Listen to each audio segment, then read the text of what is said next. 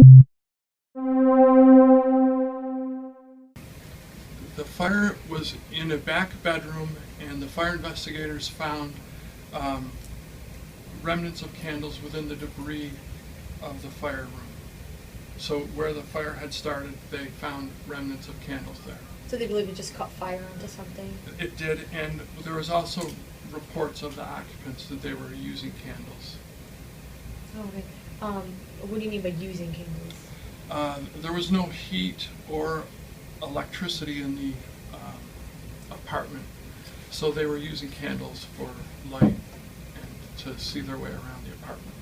Give us a little idea of just the timeline of when you guys got there, how you attacked it, issues that you dealt with. Sure. So the alarm came in right at midnight. The first apparatus to arrive was truck 2, and they arrived 2 minutes and 42 seconds after the alarm. The truck officer and the 2 firefighters went directly to the second floor where the police had indicated that there was a victim or possibly multiple victims. They found the fire room, and one firefighter went in and searched to the left of the room where he found the 13-year-old girl. The 3 firefighters removed that 13-year-old girl and brought her to the stairs, and 2 of them brought her down the stairs, and the officer went back to the room now with the engine company, and he completed the search of the fire room where he found the 2-year-old child on the floor.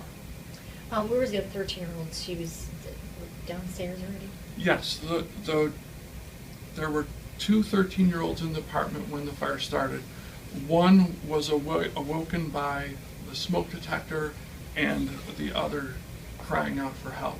She exited the room, closed the door, and went down to the first floor to have the first floor occupants call for help. Were the other occupants unconscious when firefighters found them? Yes. Yes. We heard they were also alone. Is that true? Were the children home alone? Yes. The parent had reportedly gone to Baldwinsville. For what we don't know, we're going to rely on the police to figure out that information. So the only 3 in the apartment were the 2 13-year-old girls and a 2-year-old girl? That's correct. Okay, and then there were people downstairs, but... Yes, okay. they weren't involved. And all 3 children were in the fire room? Correct. Okay. And was that the mother, was she the only one that lived there with them? Was there any other adults that would have or been home with them? Or? Not that we're aware of. And again, that investigation, part of that would fall to the police, not necessarily us. Were the children related? Were they siblings?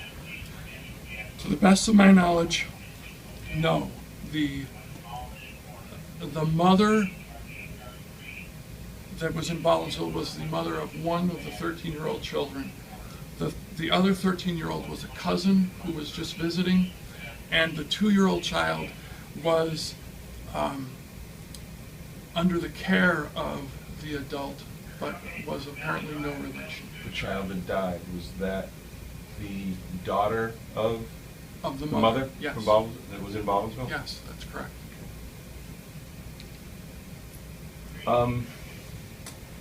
Difficulties not only for your people in fighting the blaze, but also what kind of tactics do you implement now for your firefighters in dealing with this? The tactics in fighting the blaze were remarkably, I don't want to say easy, but it was not complicated. It was a small fire in the corner of the room.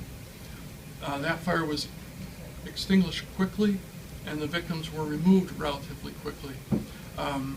After that, the fire department has a support team, and we had firefighters on the scene to support our personnel if they needed that type of support, and we will follow up with them. I believe it's in a day. They're debriefed at that moment, and then a day later we follow up with them to make sure everyone's doing okay. I know you can't really address this. This is more a police issue. Did the mother show up during the time in which you were fighting the fire, or was that much later? To the best of my knowledge, the mother's, we first saw the mother at the hospital. How long did it take to get the blaze under control? A very short period of time, under 5 minutes. From what you're able to gather, 13-year-old died at the hospital, or was she dead at scene? I don't know the answer to that, do you? At the hospital, she was transported to the hospital. Well, what kind of, I guess your reaction, you said it was a small fire, you put it out in a matter of minutes, Mhm. and the fact that it had this much of an impact on these 3 kids, I mean, how small was the room? The room was 8 by 10, maybe 8 by 12. It was a regular sized bedroom with 3 occupants, and the fire was literally contained to a corner of the room. Chief, I don't know if you mentioned what actually burned. Could you, I mean, whether, I don't know. It was just the contents. Was it clothing? There was clothing, a plastic shelf, and the candles. So does smoke inhalation appear to be what affected the children? That would be a question for the hospital, but that is more than likely the issue. We said that the 2-year-old suffered burns. Was the crib or where the baby was sleeping right near where this happened? That's where they found the baby, was in close proximity to the actual fire. The 13-year-old that did not die, was that person conscious, unconscious when did they get out of the building themselves, or Yes, do they need they assistance? self-extricated and went to the first floor and got the neighbors to call the fire department. She eventually went to the hospital and is there, to the best of my knowledge. She's still there now. She was treated for smoke inhalation, but she was able to help us with our investigation there at the hospital. Does it appear the family was heating their home with anything other than candles? I didn't see anything else in the apartment that would lead me to believe that. What goes through your mind when, you have to arrive to a scene like that where there are children involved, no parents around? It's troubling. I couldn't imagine a situation where my wife or I could leave our children home alone unless they were of the appropriate age. And it's very troubling. It's a difficult thing to deal with.